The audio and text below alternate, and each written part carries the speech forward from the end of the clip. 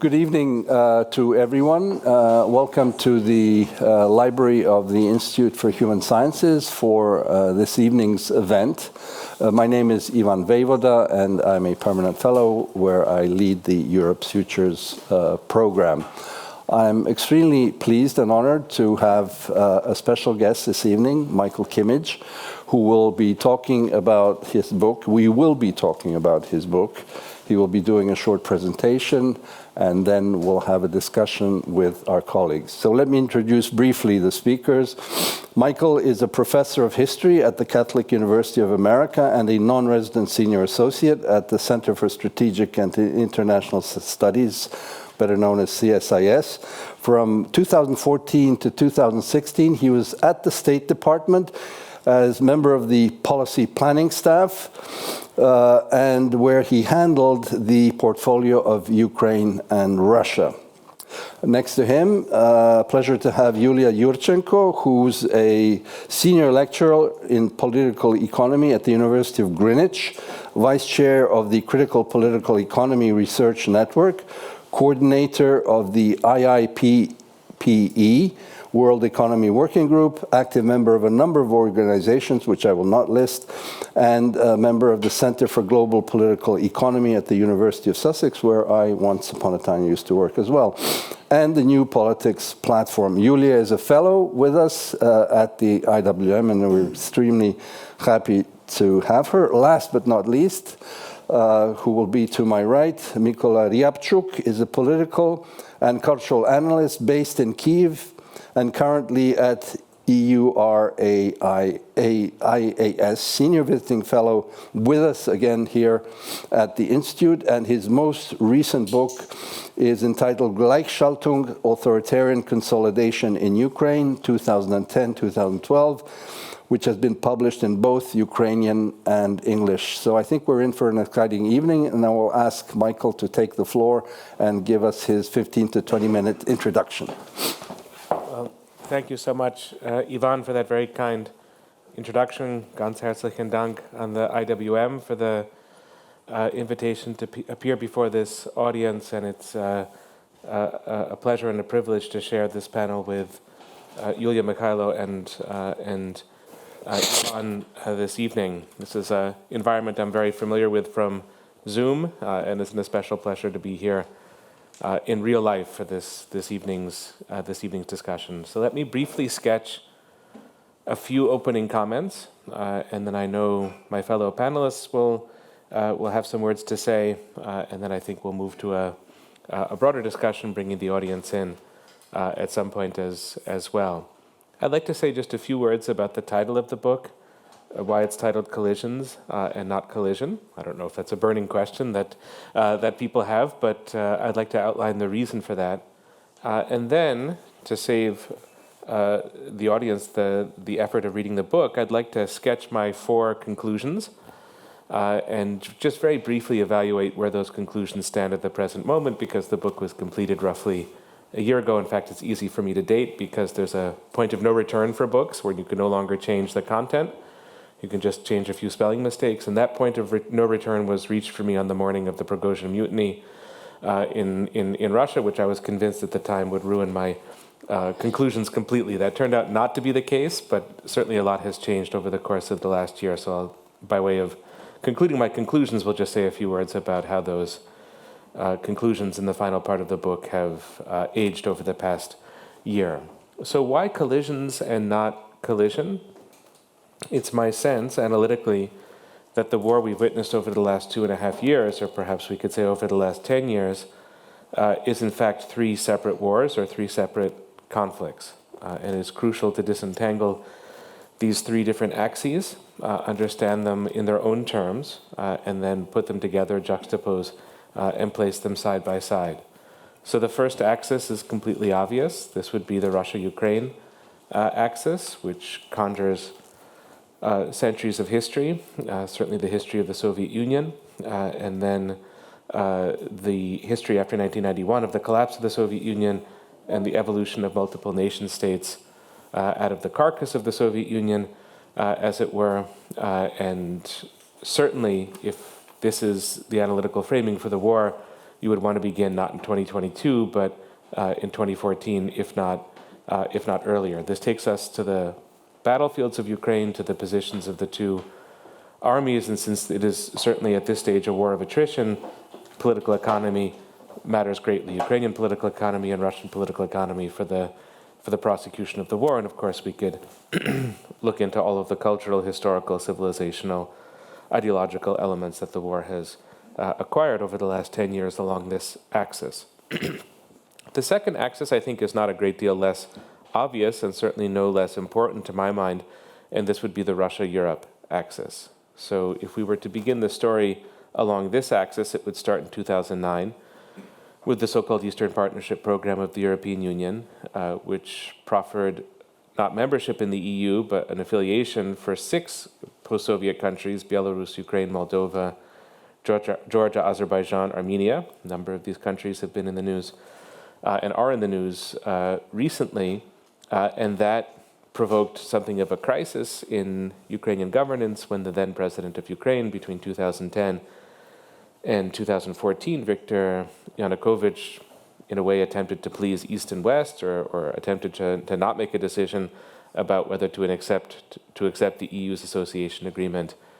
In the end, in Vilnius in November of 2013, he decided to go with Russia and not with Europe, and that, I think, as we all know, sparked a revolution in Ukraine between November of 2013 and February of 2014, and very significantly the flight of Yanukovych, followed quickly by the annexation of Crimea and Russian incursion into eastern Ukraine or the Donbass. Europe matters enormously to Ukraine in a number of ways at the present moment. It's a very significant sponsor of military assistance to Ukraine, but among the many war aims that Ukraine has, probably second only to Ukraine's survival itself as a polity, is Ukraine's European path. So this is a war in Ukraine to travel further down that European path and to become truly a part of Europe. And certainly on the Russian side of the war, Ukraine's and Russia's place in the larger European security architecture is of the essence. It's not just a war about the territorial configuration of Ukraine for Russia, it's a war about how Europe is to be structured in the future. And in a sense, Russia is weighing in on that question with its military actions. So the Russia-Europe axis is pivotal. And then finally, I wouldn't be from Washington, D.C. if I didn't put the United States at the center of the story.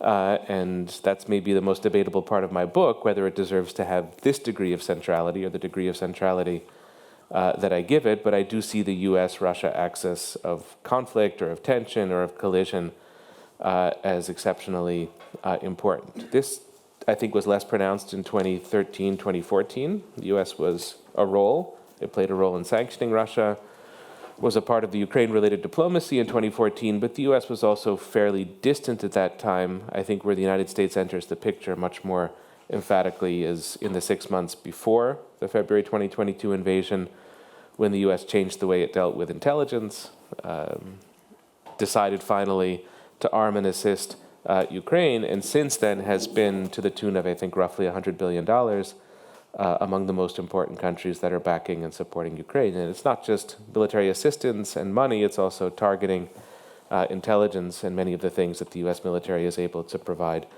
to the military of Ukraine. For the United States, this conflict, for the Biden administration at least, we can speculate about what a Trump administration might say, do, think, etc., but we're not there yet. So for the Biden administration, this is a precedent-setting conflict.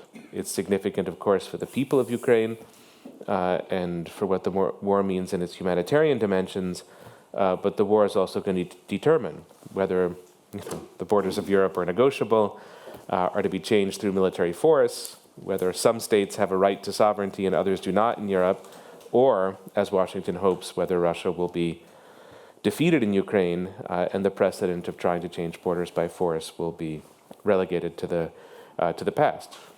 Which outcome it's going to be is impossible to say at the moment, but that for Washington is the stakes, or are the stakes of the conflict, and for that reason, the Biden administration has committed itself to a very great degree to supporting Ukraine. That's at least Washington's sense of things. I can imagine from other governments' perspectives, it may seem that Washington is doing too little, But in Washington's own view, it's doing a lot, and it's doing a lot because of how much this conflict matters to American national interests. On the Russian side, I don't know if this is the truth. It's certainly the rhetoric, but the rhetoric goes as follows, that Ukraine is not a real country. It's a shell. There's a puppet master behind Ukraine. And in a sense, the same is true for Europe as well. Europe is also a kind of shell, and there's a puppet master behind Europe. And behind these two shells and behind the puppets is the United States. So that's the rhetoric that you hear from the Kremlin, that this is really a conflict with the collective West. That's what Putin is often saying. And by that, he means, of course, Ukraine, Europe, the transatlantic relationship. But I think the US is a very prominent part of that. And does that mean we've gone back to a Cold War? I'm not quite convinced of that, although there are echoes. But certainly this US-Russia element is what gives the war its nuclear dimension, because these are the world's two major nuclear powers. And it's also what gives the war, it's one of several things that gives the war its global context, that this is not just a war in Europe, it concerns other parts of the world. And the United States is a pretty pivotal piece of those other parts of the world. Final thing I'll say about this framing of the conflict, and I think you could come up with many more axes that would be truly global in nature, is that these three collisions each have different points of origin. They begin at different moments. They have different internal dynamics. The Ukraine-Russia conflict is just not the same structurally as the US-Russia conflict. And I'm convinced, this is just a projection, that they are going to have different points of termination. They're not going to all end on the same day or in the same moment or in the same fashion. And that, I think, analytically makes this war hard to come to grips with. It's not quite a world war. I don't think it has the stature yet of a World War I or a World War II, but it's anything but a local or regional war, although it is that too. It really radiates out into many broader landscapes and environments. So that's why collisions and not collision. The four conclusions go as follows. The first two are symmetrically interconnected, interrelated. The third, I think, is a truism. It's something of a statement of fact, but one that's still hard to grasp psychologically, I would say. And the fourth is really debatable. So since we have such a distinguished audience with us, why not end with the point that's most debatable, and then we can, if we wish, we can debate it. The first point, conclusion, is a prediction. You might ask what a historian is doing making predictions. It's a good question.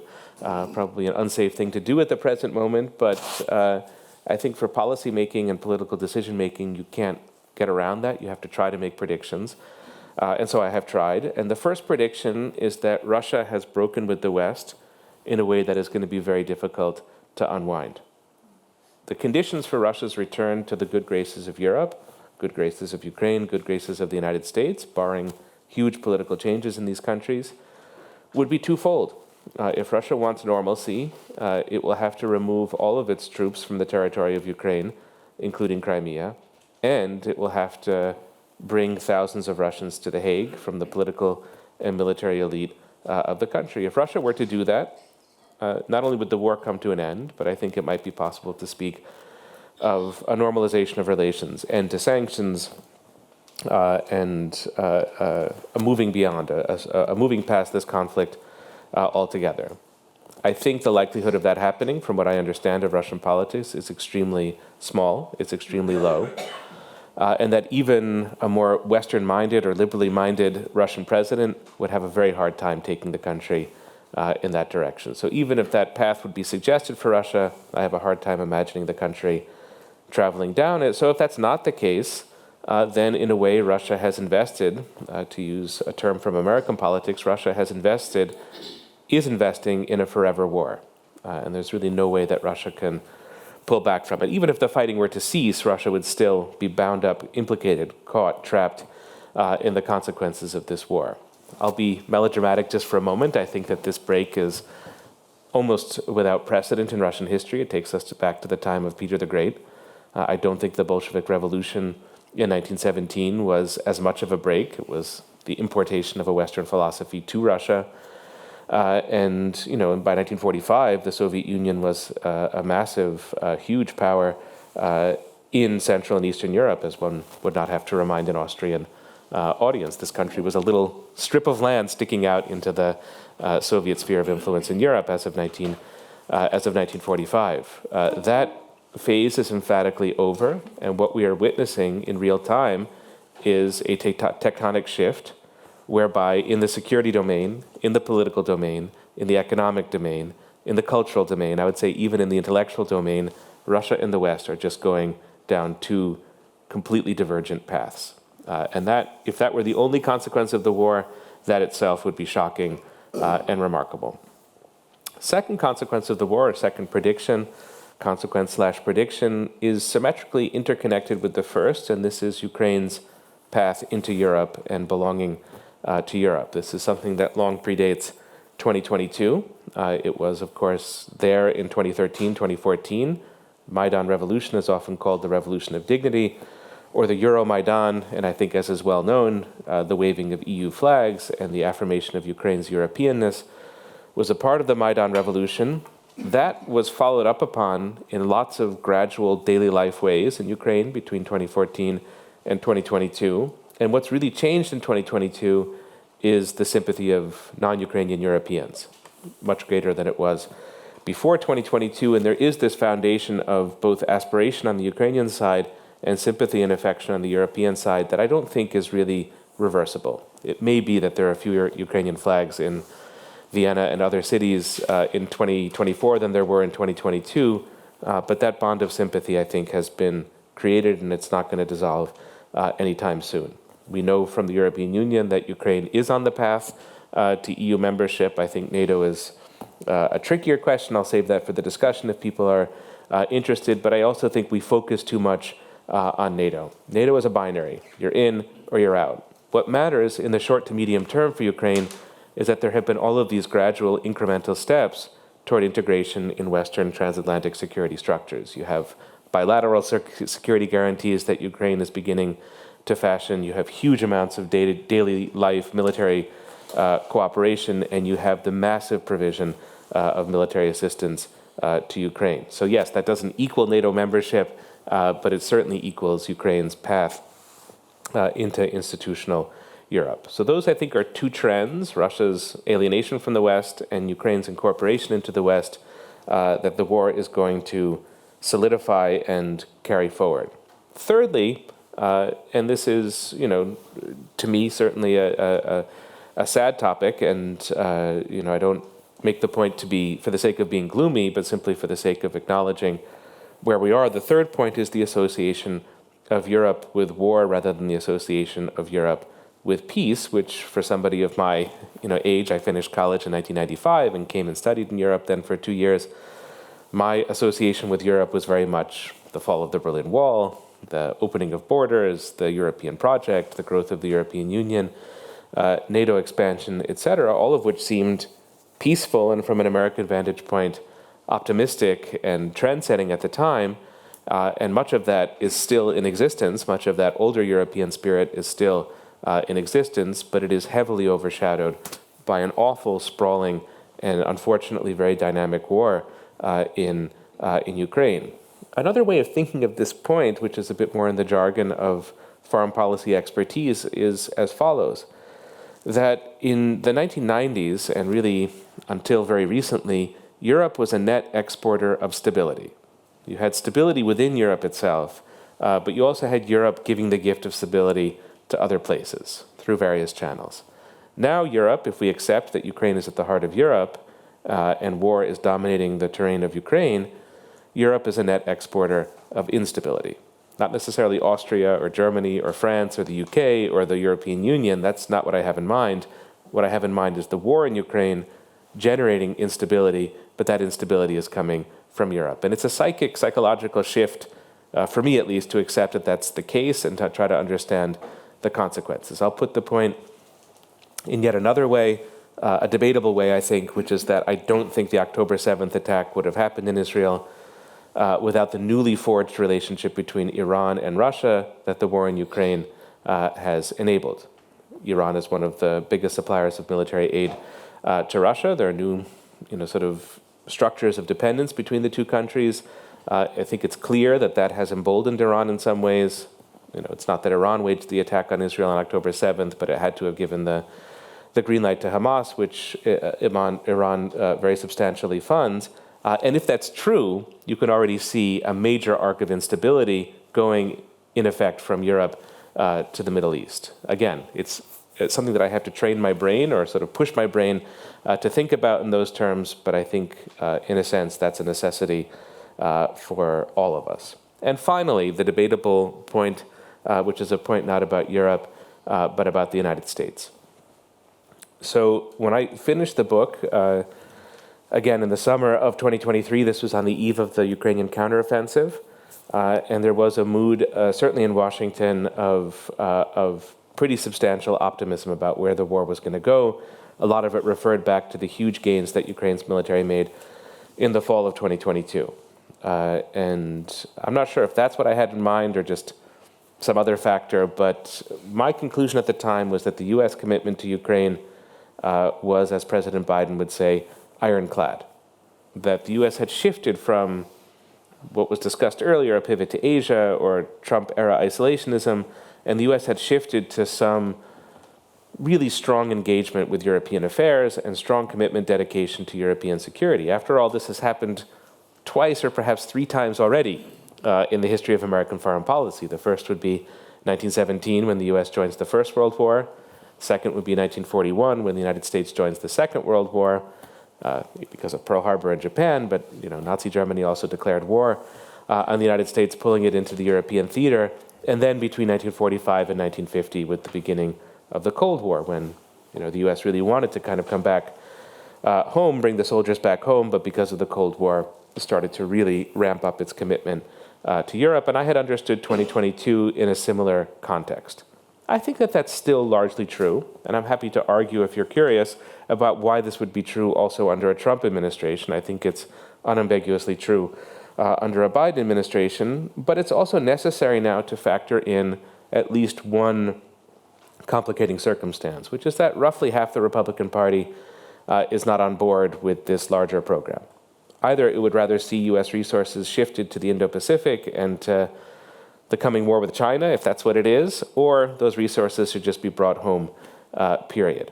That is a pretty remarkable shift for the Republican Party of Ronald Reagan over the course of 20, 25 years. The priorities and the nature of that party have shifted. And you can conclude also with two other points. Maybe we focus a little bit too much on Republicans in this regard. All American policymakers, whether Republican, Democrat, ardently pro-Ukrainian or Ukrainian skeptical, all American policymakers have to juggle three separate huge challenges at the present moment. One, of course, is Europe with the war in Ukraine. Second is metastasizing crises in the Middle East.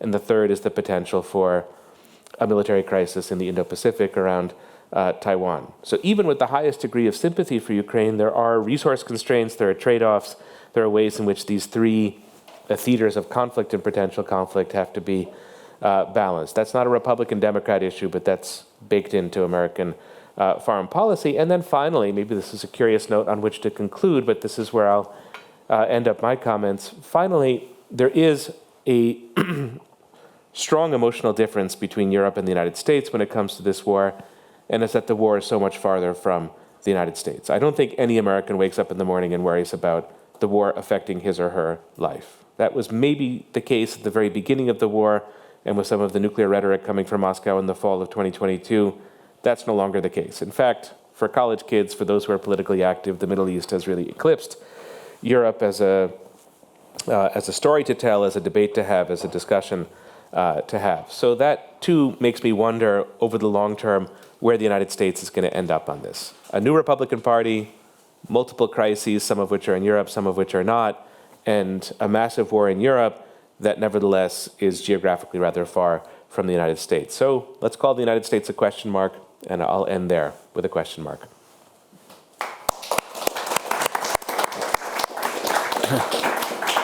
Michael, thank you very much. Let me just say a few words before I pass the floor to Yuliya and then to Mykola. War is back. I think that's, as you said towards the end, one of the key facets.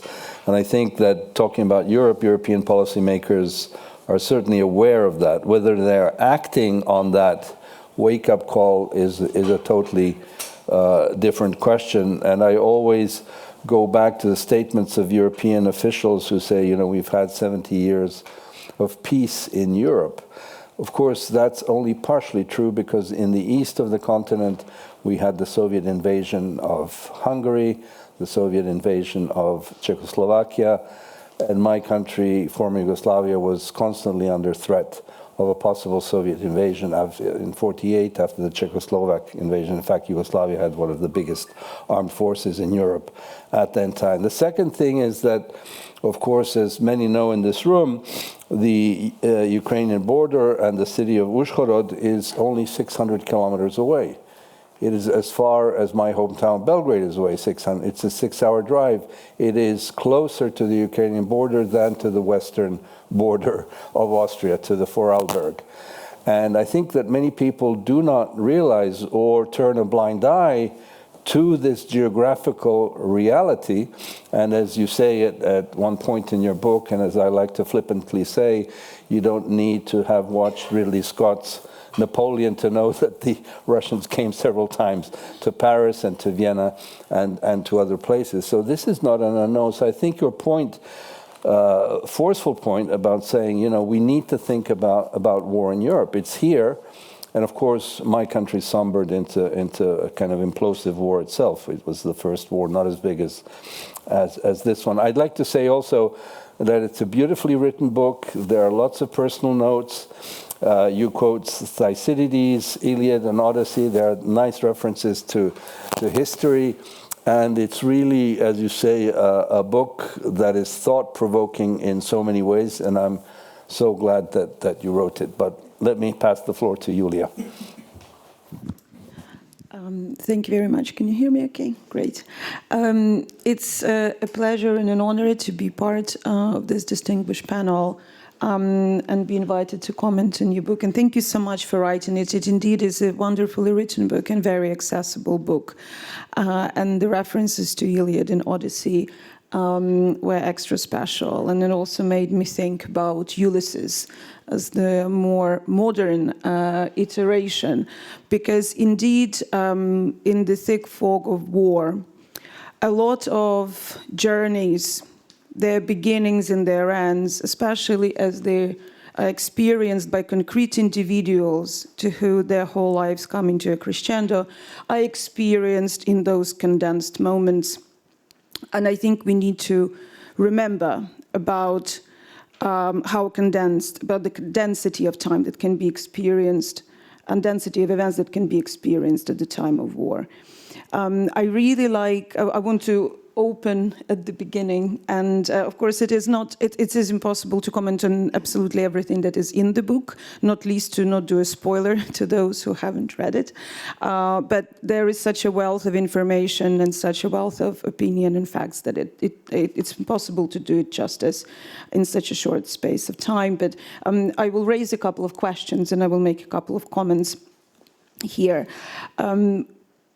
I like how you open with saying that writing history books in the middle of dense historical events is a necessary but also a bit of an ungrateful business, because of course we do not have the luxury of having all the archives opened and having numerous items of evidence being collected. But at the same time we have something that is unique to those condensed moments, that is living in them and recording the story as we experience it on the back of the knowledge that we already have, while not having this complete information. And we shouldn't be deterred from telling how we experience the conflicts as they develop, from writing about them. And then the future generations of historians with more evidence points will be able to triangulate and tell the story from a different angle, perhaps differently, perhaps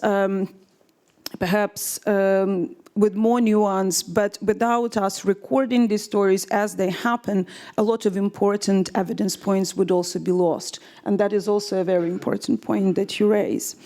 As I was reading this book, I was reflecting on, of course, on this war and how I myself experienced it as a Ukrainian, as an activist, as a scholar, as as somebody for whom so many things are at stake, reflecting on whether it's possible to ever produce objective knowledge, I never quite believed that it is, but when you are so deeply emotionally entrenched, it's much more complicated, of course.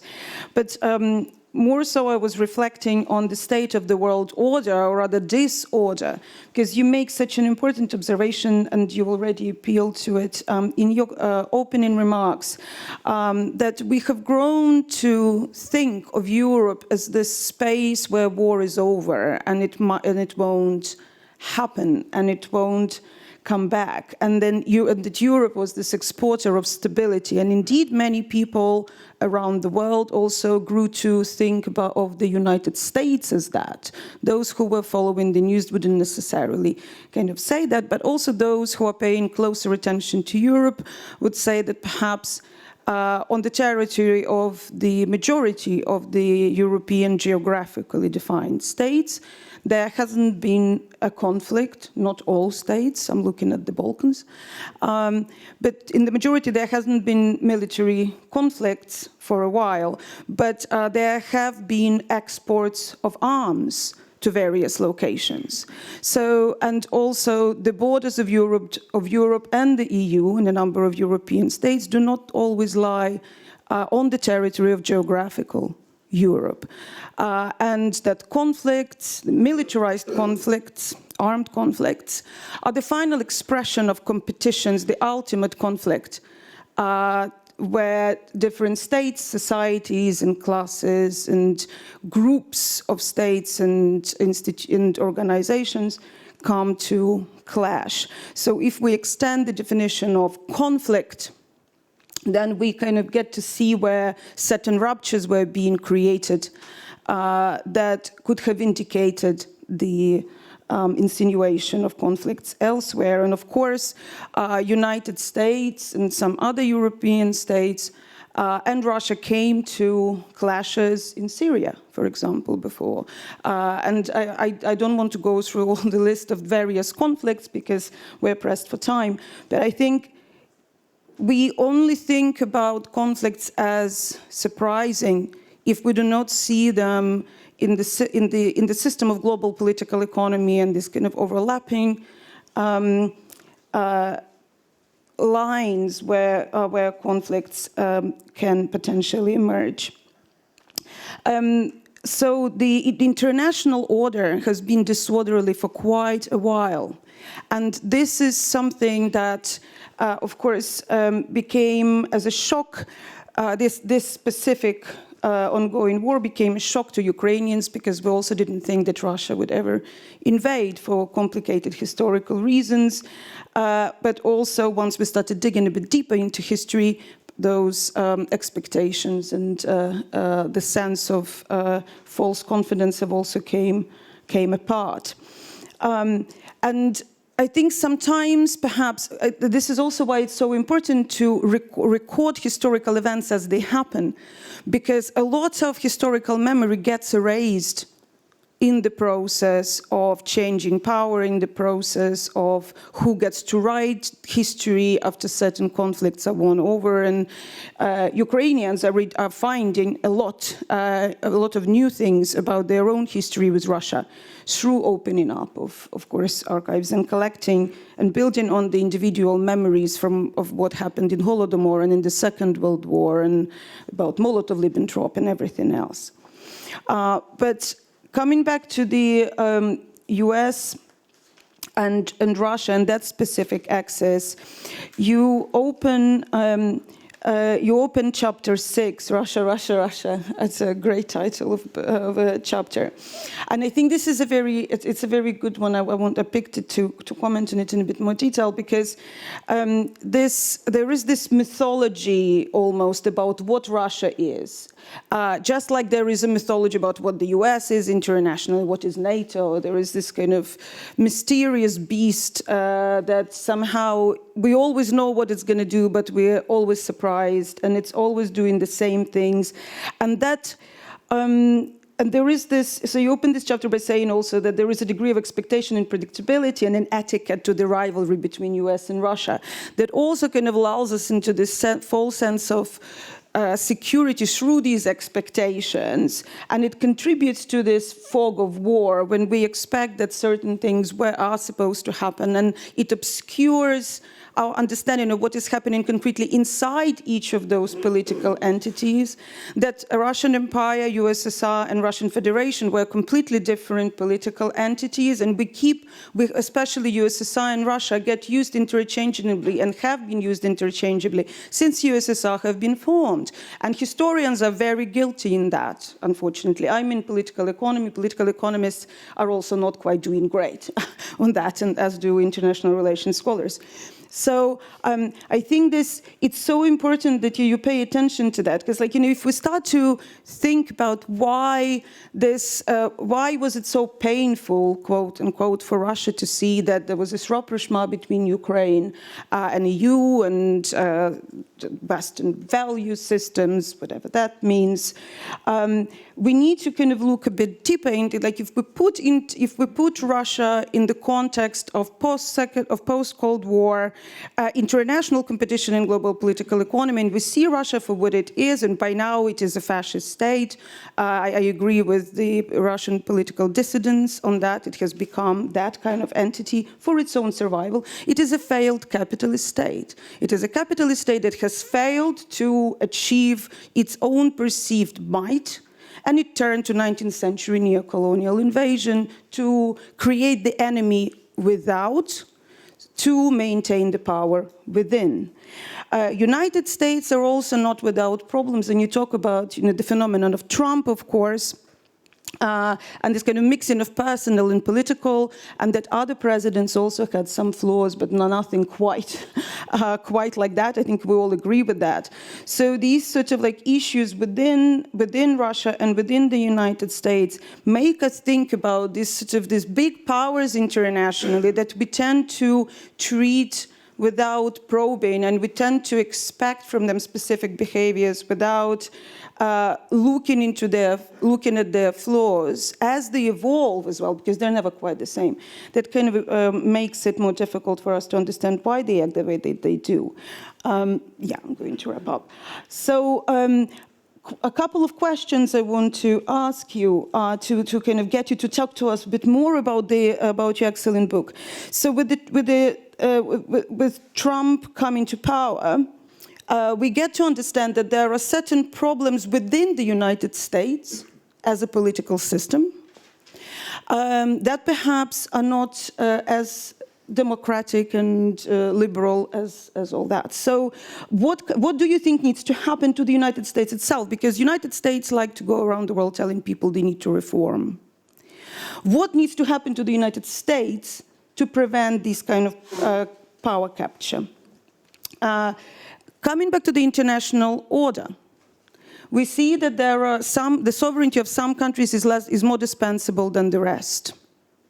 What needs to happen to the international security system and the veto powers and abuse of it by the Permanent Security Council members in order for that order to actually become orderly again, if it ever was? So that states that are outside NATO don't flock to it as the means of last resort because they understand that there is no actual protection anywhere else. And last thing I want to ask you is about the Budapest Memorandum.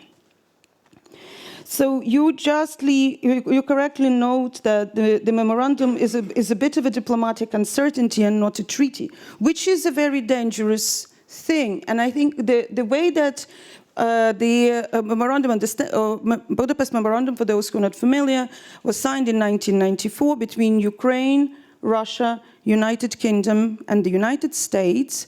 And according to that memorandum, Ukraine gave up its weapons of mass destruction and fundamentally nuclear weapons. So in the context of trying to stop international drive towards militarism and to stop more states to try to obtain nuclear weapons, we see that one of the, when Ukraine gave up nuclear weapons, one of its security guarantors goes to invade. The other two are saying, well, it was just a memorandum. It's not quite a treaty.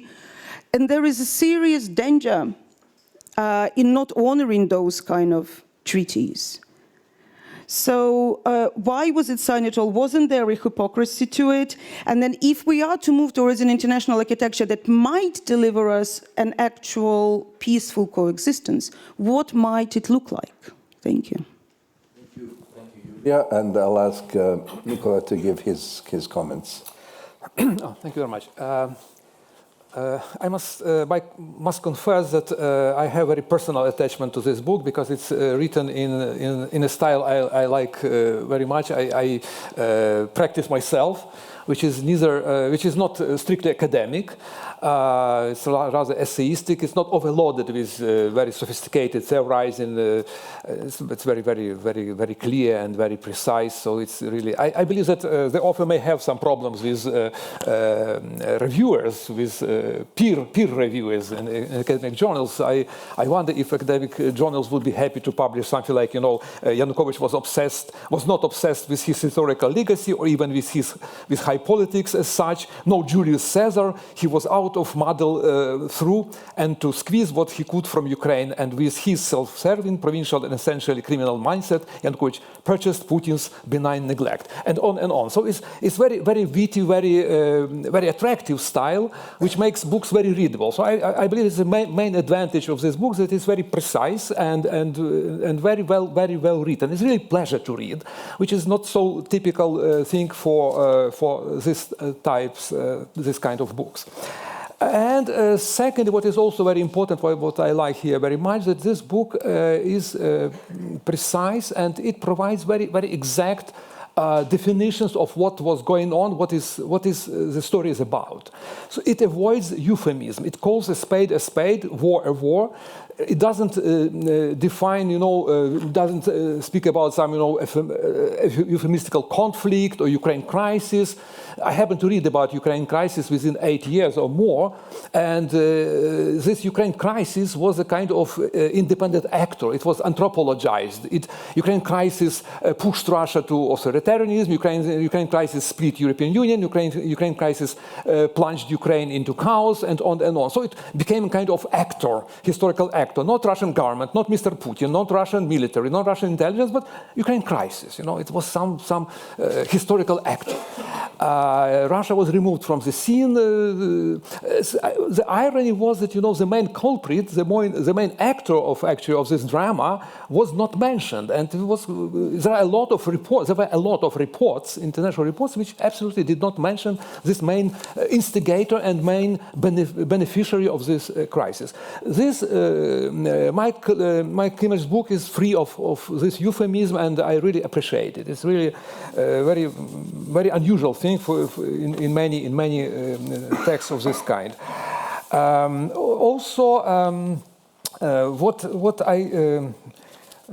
What I really appreciate here is very good analysis of Western delusion about Russia and in particular about Mr. Medvedev. It's probably the best passages.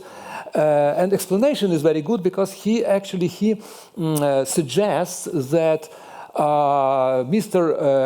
Bush very superficially interpreted Reagan's success, Reagan's tough policy vis-à-vis East European communist states, and he tried to repeat this success story in some other countries, in Iraq, Afghanistan, and so on, which was not applicable because it's absolutely different civilizations, different background, and on and on. And also, they were seduced. Both Bush administration and Obama administration were seduced by this myth about modernizing Russia. All of them wanted to see Russia as becoming more modern, more democratic. Basically, the same was in Europe. You know, this Durhandel was the same story. Yes, they closed the eyes for real Russia. They tried to not to observe, not to see genocide in Chechnya, invasion in Georgia, occupation of part of Moldova, not to mention, you know, this notorious explosions of apartment buildings in Moscow in 1999, which brought Putin to power, actually. You know, it was apparently staged by FSB, by this group. It never wanted to talk about this until recently. Now, when we know what they are able to do, what they are doing in Ukraine and elsewhere, we may believe that probably it was the same. These people were able to do the same in Moscow in order to bring this absolutely unknown person to power. But at the time, nobody wanted even to listen to this, even though there was very serious evidences. Anyway, what I maybe not disagree, but what I'm concerned with in this book, I must say, first of all, I believe there are maybe too much about United States, which is understandable because it's the topic which is the best known for the author, and of course, and probably the most interesting for American readers. So it's quite understandable. For me, there are too many details and maybe too much about Mr. Trump, who is quite boring himself. So it's difficult to make the story more interesting. But anyway, what is most disagreeable, I make full disclosure because I'm writing the book on the same topic, even though from different perspective and within different framework. So for me is, first of all, very questionable this framework which was chosen by the author, because the author basically starts his story in 2008, with 2008, probably for one reason, because it was a period when Obama was elected and Medvedev was vice president at the time. And the author argues that at the time nothing suggested, nothing implied that there would be a conflict, there would be a kind of war or any conflict. The prospects were maybe not rosy, but were quite good. So there was no threatening on the horizon, no danger ahead. I'm not so sure about this. Generally, you know, these speculations about relations between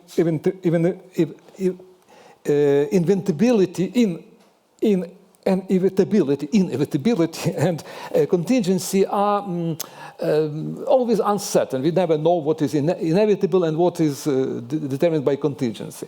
But this, you know, comparison of Obama and Medvedev as some, you know, young presidents who were able to put relations,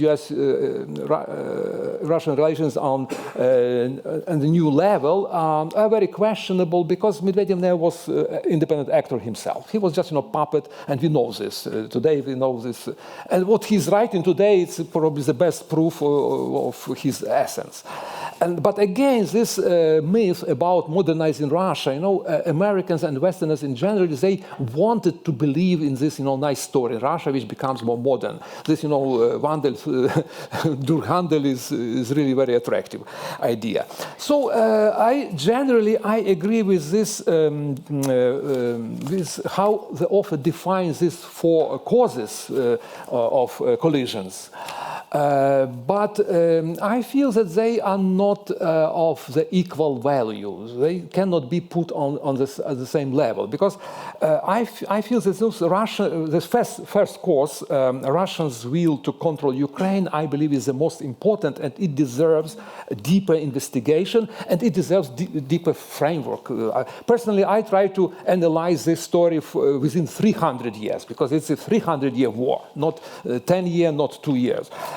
Because three other causes, they are important, but they, to some degree, they are related to the first cause. The second cause is mentioned as a precarious situation in Ukraine, who had many friends but without allies. Again, it's very good definition, many friends but no allies.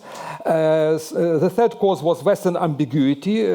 West was lazy about Ukraine. It's also very apt formula. The West overpromised but under-delivered. There was kind of benign neglect vis-à-vis Ukraine. And the third cause was US weakness, US decline, at least in Putin's view.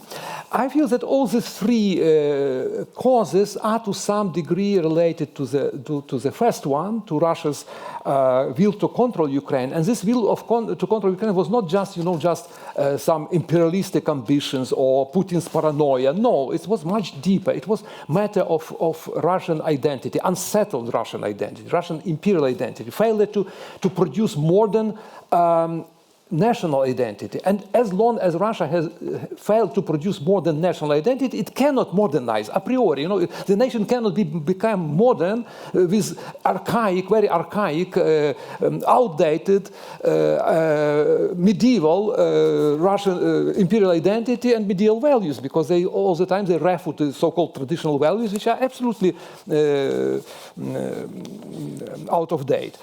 At some point, the author approximates these issues. There is a very nice passage when the author writes that post-Soviet Russia had to invent itself from scratch. Nor could it invent itself in opposition to Russia, as many other post-Soviet countries did. It had to invent itself as a Russia that was no longer Soviet, whatever that meant. No. Yes, it had to invent itself. But it failed to do this in 1991, and of course it was not able to do this. And the war is largely because, Russia still doesn't know what it is and who they are and where Russian borders end and where Russian history begins. They still have, Ukraine. Ironically, Ukraine is placed in the very center of Russian imperial identity. And as long as Ukraine and Kiev is out, they have a kind of existential insecurity, ontological insecurity. They are tormented by this, emptiness. Russian identity collapses without Ukraine, and they try to rescue this imperial identity. So it's a very complicated issue, but I believe that the only way to make Russia a normal country, of course, is to defeat it and to persuade that Ukraine is lost forever. There is no chance for Ukraine. There could be a kind of shock which forces Russians to reconsider their identity, reject imperial identity, finally, which is absolutely out of date in the 21st century, and to invent the new identity as Michael Kimmage suggested. It's a very painstaking process because, as we know, all the people are very reluctant to change their identities. Because it's us, yes, it's we, it's me. But it should be done because it's the only way to normalize both that country and normalize European continent and maybe this part of the world. So I would probably stop here, but I really like this book and I recommend to read it because it's really well written and it elucidates all the main problems related to this ongoing war. Thank you. Thank you very much, Mykola. Michael, maybe you can take Mykola on the tour with you. Michael, if you want to comment on a few of these points. I don't want to go on before we open up, but great length because I know that we have, I'm sure, questions from the audience. But yeah. very maybe a few. Very appreciative of the comments from both Yuliya and Mykola, and have learned greatly from both of them. I would say to branch off of your point, Mykola, for a moment about the book being excessively America focused. Another way of putting it is it's not focused enough on Ukraine, and that's true for people of my age and cohort from graduate school, where I did do post-Soviet studies, but our focus was very rigidly on Moscow, Russian language sources, and defense and security questions that really came out of the Cold War. And I think the only way that we can solve this problem, those of us who are trained in the way that we are and have these limitations, is through dialogue and discussions with people who do have this expertise. So I'm deeply grateful to both of you for, in a sense, initiating that that conversation. Yuliya, I did want to address very briefly each of your three very helpful questions. First, about Trump's sort of democracy deficit in the U.S. and what's to be done about that. I don't think if we just focus on the war, we need a liberal United States. The United States can be many things, but we certainly need a functional United States.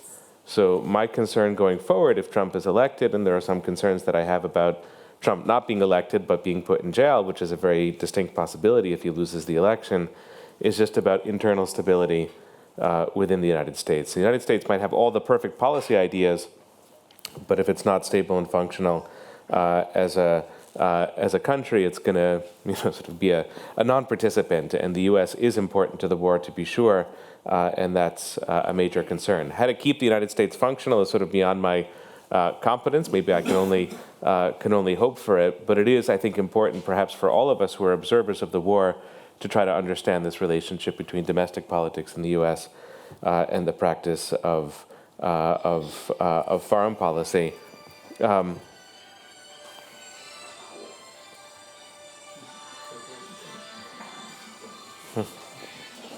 In terms of sort of international system and how to improve upon the many forms of disorder that are intruding upon the international system, there too I wish I had a constructive set of suggestions. But from a European-U.S. perspective, the way to begin is to have as much success as possible on the battlefields of Ukraine. Because if what I said is true earlier about Europe at the moment being a net exporter of instability, and you could imagine a scenario where what I said about Iran, that it does depend in some ways about the relationship that developed between Iran and Russia with the start of the 2022 war, the destabilizing role that Iran plays, you could imagine something similar with North Korea. There's sort of some indications of that. So the way to beat back at least some of that instability is to have success in Ukraine. So perhaps intellectually, if we have a good understanding of the connections between the war in Ukraine and various forms of global instability, it helps to underscore what the priorities are with the war itself. Obviously, it's not a solution to all problems, but it's a solution to problems that extend far beyond the territory of Europe. In terms of Budapest and Minsk, I'll add Minsk. I know Yuliya, you didn't mention Minsk, but I want to throw it in as well.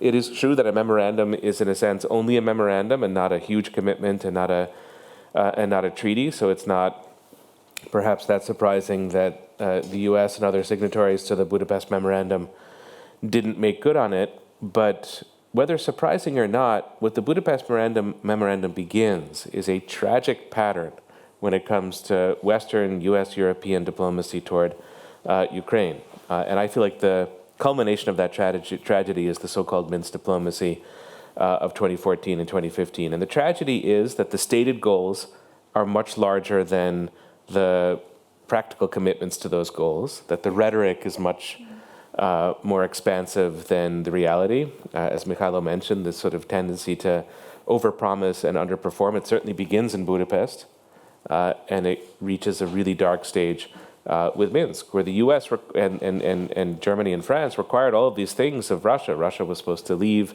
the territory, the Donbass was supposed to be properly returned to Ukraine, free and fair elections, etc. None of that happened, and what is the consequence of it not happening? Are sanctions doubled? Is there a new security relationship to Ukraine? To the contrary, there's a normalization of relations with Russia. So these kind of half measures, half steps, unserious promises have exacted an enormous price, first and foremost from the people of Ukraine, but also in terms of the credibility of European and U.S. diplomacy. So I would hope, it's only that we will learn from these mistakes and not just continue repeating them. But if only it were Budapest alone, but it's Budapest plus many other such sort of fake and empty commitments.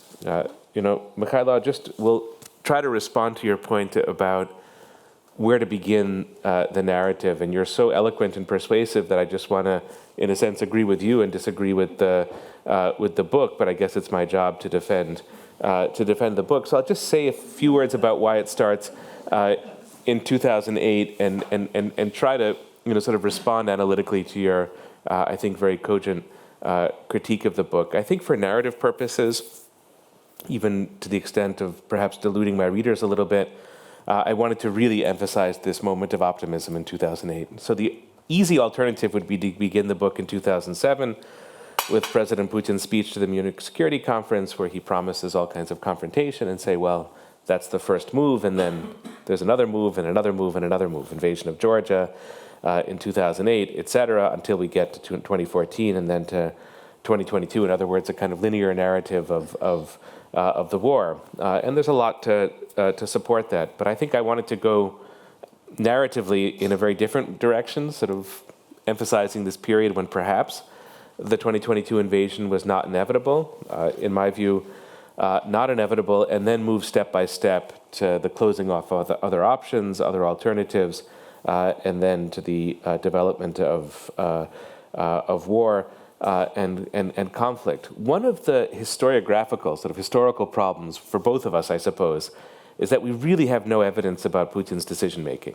That's one of the hardest things to deal with for a book of this kind. I don't know when Putin decided when he would invade or how he would invade. In fact, I feel like I know very little about Putin's actual decision-makings. We can all infer from his speeches, we can infer from his actions. There are patterns, to be sure, but the evidence isn't really there. So I sort of struggle with it, and I guess we fill in some ways, the evidence or the narratives that we find most persuasive. And so I tip things on the direction of non-inevitable so as to dramatize in some ways the question of inevitability. But one final point before wrapping up, and this is again something for which I have no evidence whatsoever, it's just inference. I do think on the 23rd of February 2022, if Russians could have voted about whether to invade or not, that maybe 90% of Russians would have voted not to invade. It was my sense from the Russian foreign policy elite, with which I used to have some contact, people like Dmitry Trenin, Fyodor Lukyanov, and others, that they didn't want this invasion, that they thought it wasn't going to happen, that in a sense, like Europeans, Russians thought a war of this kind was impossible, beyond what could be imagined. Again, I don't know how true that is. That may be a misreading, that may be entirely false. But if it's true, what it does again underscore to me is the somewhat non-inevitable nature of the war. It's not entirely Putin's whim, but I think he really did push his country and his society and his polity into this war almost against their will, and that makes me eager to sort of explore a wide multiplicity of narratives. But let me conclude by conceding, in a sense, to the argument that you make, because you can make that claim about Russians not wanting this war before it happened. I do think that that's true, but they've certainly fallen into line after the beginning of the war. So there have to be reasons for that as well. And there, I think, sort of Russian history, politics, and these deep patterns explain a great deal. Absolutely. I think we would all agree with that. I'll open the floor for questions and comments, so please raise your hands and do introduce yourselves. We have a question right here.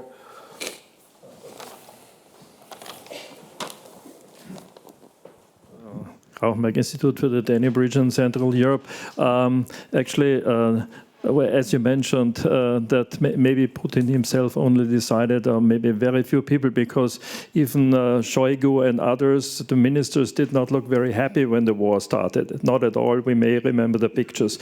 But I have another question. It's concerning Trump. Actually, we now hear more about his court cases than what he's saying in relation to Ukraine and foreign policy. We have facts, however, that the Trumpists, his group, delayed the $61 billion help, which is causing quite some trouble now, as we know. And there was always this impression that Trump never really dared to criticize Putin. He criticized Xi Jinping, any European politician, etc., but not Trump. So is he even admiring him? And in his first cabinet, and when he started, let's remember Mr. Manafort, for instance, pro-Russian. Then we had Flynn, pro-Russian, and a number of other ones. And how is it it now? I mean, there's this one lady, very outspoken, she's a senator or so, always rather in favor of Russia as well, very outspoken, and they are usually on this Trumpist side. So how do you see this development inside the Republicans? And anyhow, if he gets elected and the court cases continue, then maybe this inner tension, that may be a huge problem. Thank you. Sure. So Russia, Russia, Russia, Trump, Trump, Trump. This is certainly a core concern of the book, and let me lay out the best answer I can give. Trump is very hard to write about. As a historian, I would say it's very hard to separate what's theatrical about Trump and, to a degree, nonsensical from what truly matters, because he's both. He's highly theatrical, and at the same time, he's a consequential figure, but it's difficult to disentangle those two strands of the of Trump world. So I'll divide it into good news and bad news for Ukraine, and I'll start with the bad news. It's not a country that he likes, Ukraine. He associates it with his first impeachment, and it's not just Manafort. It's the whole game that Trump was playing in 2019, in which he tried to enlist President Zelensky. Zelensky dealt with it, I think, elegantly, I would say, President Zelensky, but still, I don't think he won with Trump because he didn't do what Trump wanted him to do, which was to destroy candidate Joe Biden's political fortunes. And so you have lots of nasty comments about President Zelensky, maybe not so much from Trump himself, but from Donald Trump Jr. and others in the Trump orbit, and a range of arguments that either China is more important, says possible future National Security Advisor Elbridge Colby, or that we need to focus on the southern border and issues at home, and Ukraine is corrupt anyway, and not a partner of the United States. You have other people in Trump world who will say that sort of thing. A second-term Trump would wreck the relationship with Europe. That's clear, certainly with Germany and with many countries in Europe. And so how functional would a transatlantic alliance to support Ukraine be if there isn't a functional transatlantic relationship? Because a second-term Trump is going to be more radical than a first-term Trump. That, I think, we can say with some degree of confidence. So everything becomes more difficult. That, I think, is clear. But there is good news in the larger picture, I would say, if we can piece together, again, this interplay between the theatrical and the real with Trump. The money that was the $61 billion that you mentioned, that went to the floor of the House of Representatives with the assistance of a Republican Speaker of the House, Mike Johnson, that had to have been with Trump's approval. There's no way that was against Trump's wishes. Trump has been very sweet and sympathetic to him since he did it. Marjorie Taylor Greene, who may be the politician you have in mind, failed to get rid of Speaker Johnson after he did this. And I think what Trump was doing as a decent politician, which he also is reading the tea leaves and saying a lot of Republicans support Ukraine, don't want Ukraine to lose, don't want Europe to be dominated by Russia, don't want the U.S. to be humiliated in this conflict, and the money should go to Ukraine. So I think that is very significant for how Trump may govern. Let's recall that two new states entered NATO under Trump's watch. Spending on European security for the U.S. increased under Trump. It didn't decrease. And of course, the Javelin anti-tank missiles went to Ukraine, which were important for the war, went to Ukraine at Trump's command and not at the command of President Biden. So I think all of that suggests to me, I'll conclude on this note, one of two possible scenarios with Trump, that either it will be rather like Biden's policy, there'll be a continuity, or Trump being Trump, this unpredictable figure who doesn't like to lose, Trump will actually escalate and start to offer Ukraine new military options that President Biden wouldn't consider. So that's, to me, the option in the war that's, I think, not discussed enough and could end up being for Ukraine good news, but rather than bad. Okay, questions, comments?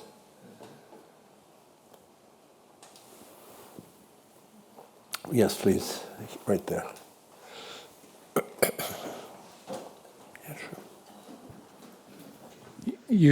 My name is Gerald Silverberg from IASA. You delineated three interrelated crises with associated actors, Ukraine itself, the European Union, and the United States. But you seem to have left out a major fourth actor, which is often called the Global South. Sure. And the Global South, remarkably, all members of the UN in good standing, didn't overwhelmingly condemn this obvious violation of the UN Charter with the Russian invasion of Ukraine. and not only have been fence-sitting since then, but have been profiting very substantially economically by running around the Western sanctions and essentially financing Russia's war in Ukraine. And if they were not buying the diverted Russian exports of fossil fuels, Russia most certainly could not finance this war. So really, shouldn't you be adding a fourth crisis to make it totally global and international?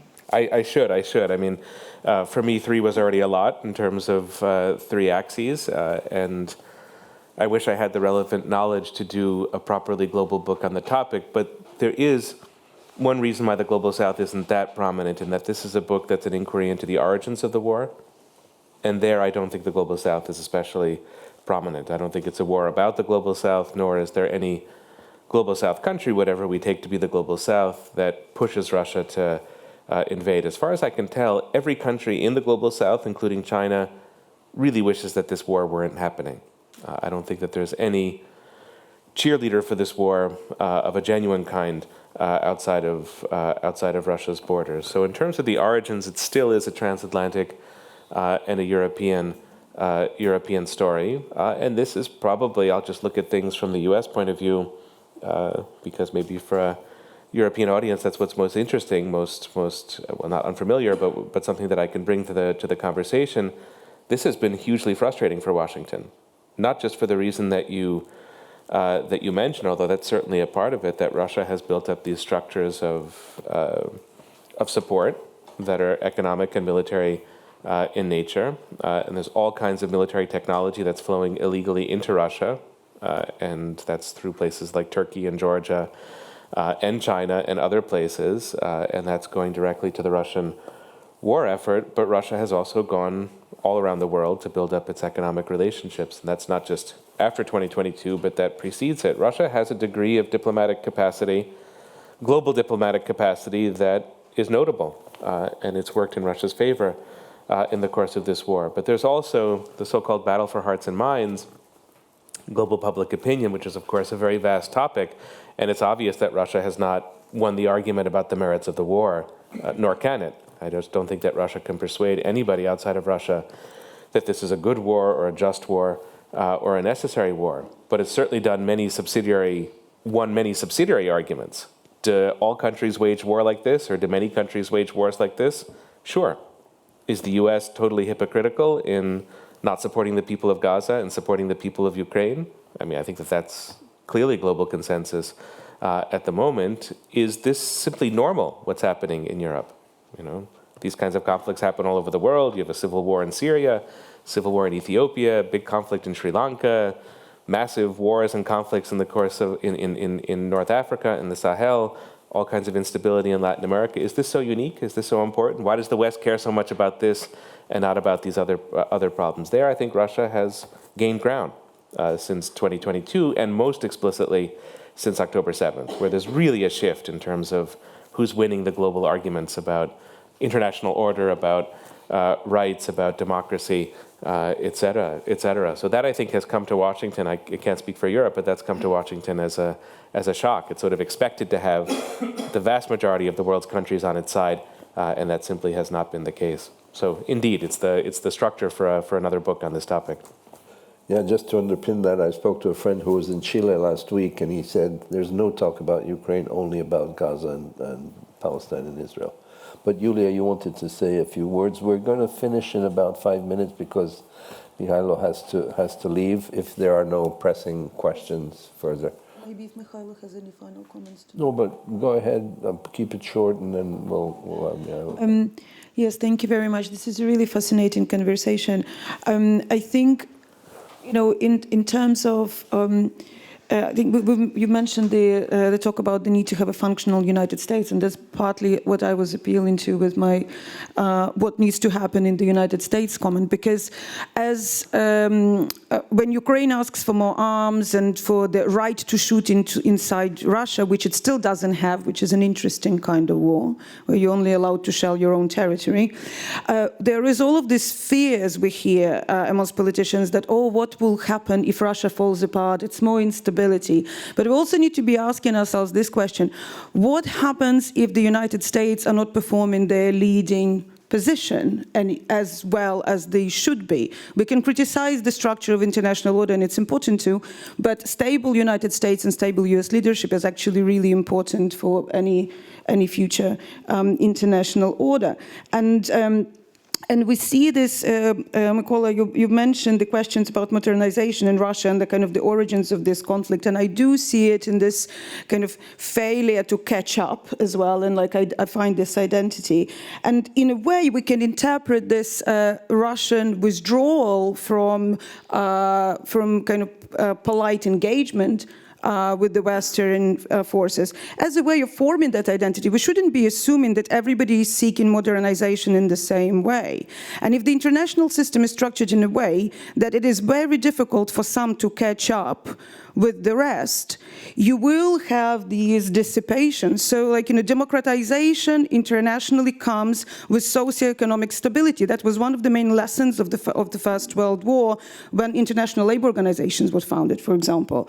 But I want to come to the question that I have is how you think Russia could have been handled, because you mentioned this in your book, if it could have been handled differently to prevent this war.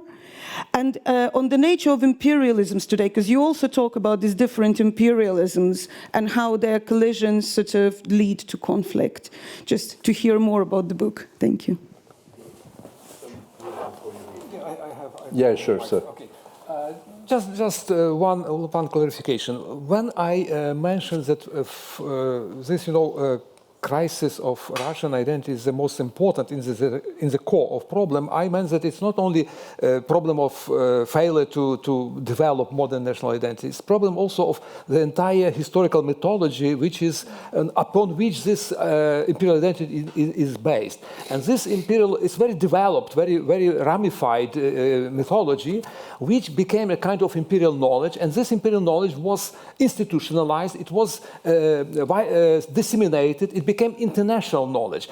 And Russian Empire within few centuries taught the entire world to see both Russia and Ukraine through Russian lenses. And this is why actually all these three other crises are related to the first one. Because Ukrainian people were largely influenced by this imperial knowledge. Western people were influenced, Western politicians, Western media, all of them were influenced by imperial knowledge. They spoke, they employ Russian narratives consciously or subconsciously. One simple example, you remember how takeover of Crimea was covered. All the media reported about Khrushchev's gift of Crimea to Ukraine. This is probably the only thing which was known about Crimea in the West. So what does it mean? It means that 500 years of Crimean Tatars statehood was obliterated by this statement. Large-scale genocide of Crimean Tatars were obliterated. Everything we know about Crimea is that drunken Khrushchev gifted Crimea to Ukraine. Of course, it's not the truth. It's very small part of the truth. The entire truth is absolutely eliminated from this story. And there are a lot of stories like this. Examples how Russian imperial knowledge dominates and informs international discourse about all these events. Please feel free to leave, but I'll give the final word to Michael. Yes. Okay, so want to conclude with 2 points. One, a direct response to what Yuliya just asked about a moment ago, how Russia could have been handled differently. And there was a thread that Yuliya drew out about James Joyce's Ulysses that I'd like to return to for just a moment by way of conclusion, since we're in this library surrounded by all of these books. And to me, when I think of Europe, we can think of it as a battlefield, but we can also think of it as a library. And I think it might be, sort of nice in context to conclude on that note. I think two things that could have been done differently, if one is to go back hypothetically and to try to rethink. In the 1990s, I think a Marshall Plan for Russia would have made sense. If you think of the $100 billion that the U.S. has spent so far on this war, and the numbers are astronomical in Ukraine, in Europe, across the board, perhaps a Marshall Plan would have been cheap if it had, sort of lifted people out of poverty, created a sense of empathy and connection to the West, created a broader middle class et cetera. Instead, what the U.S. did, and it's sort of easy to be critical in retrospect, but easy and also right, is not just to crow about winning the Cold War, but also to export to Russia some really toxic neoliberal ideas about how economies function. Now, I wouldn't put that at the center of the story. I think what Mykola says earlier about history and the imperial baggage of Russian history is more important than a few years of difficult political economy, but that is where we had leverage. I don't think from the US or from Western Central Europe we have much leverage over Russia's questions of identity, but we certainly had a bit of leverage at the time over matters of political economy. And not only did we do too little, but what we did was, I think, wrong in nature, and did sow some seeds of discontent upon which, that Putin himself would use to build up his regime. Secondarily, we forgot, in a way, the most important lesson of the Cold War, I think because we, speaking for the US, were so convinced that we had won it, which is that the Cold War thrived when the Soviet Union was deterred and deterrable. And there were lots of successes in that regard. Of course, the NATO alliance is integral to that, but it's as if we completely forgot about that. Why didn't we think in 2011, 2012 about what deterrence would mean in Ukraine, as opposed to the other things that we were thinking about? To go back to Yuliya's question about the Budapest Memorandum, doesn't that raise the question not just of what is being agreed to, but of what will have to be deterred? And in that sense, had there been a will to comprehensively arm Ukraine, build up a navy, build up an air force in 2011, 2012, Russia would simply have had fewer military options, and the possibility for deterrence would have been more entrenched. Instead, we're going to get to that goal eventually of deterring Russia and Ukraine, but it's going to be through this unbelievably costly war. So if I could go back in time, it would be to insert this question of deterrence into the minds of European and U.S. policymakers, and to have them think very rigorously about that, because that just was missing.